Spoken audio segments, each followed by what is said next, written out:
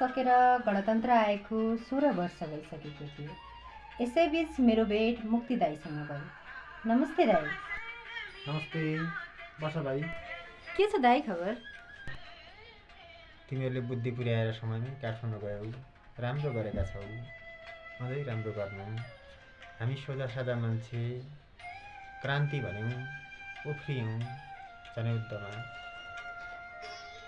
अहिले नेताले न घाटको न घरको बनाए दाइ, के गर्नु?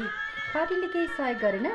कठै भाइ, 8 कक्षा पढ्दादेखि जनयुद्धमा हुमियौँ। कयौँ लडाइँहरू जितियो, कयौँ साथीहरू गुमाइयो। अन्तिममा जुम्ला रेडमा पाखुरामा र खुट्टामा गोली लाग्यो भाइ। त्यसैले सेना समायोजनमा अयोग्य घोषित भएँ। के गर्नु? शरीरमा 2 ठाउँमा गोली छ भाइ, 5 ठाउँमा छर्रा बोकेर हिँडिरहेको छु। यस्तै छ भाइ आज। होइन, पार्टी यति पटक सरकारमा गयो, परदेशमा त एकलौटी सरकार बनिरहेको छ। कुरा राख्नु भएन र दाई?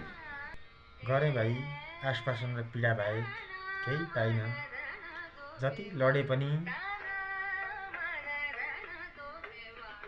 जस्तो आन्दोलन गरे पनि भाइ, पावर र पैसा बाहेक सबै मिथ्या रहेछ, सबै मिथ्या रहेछ। देशको यो परिस्थितिले सबै नागरिकलाई स्तब्ध बनाएको छ। म पनि स्तब्ध भएको छु।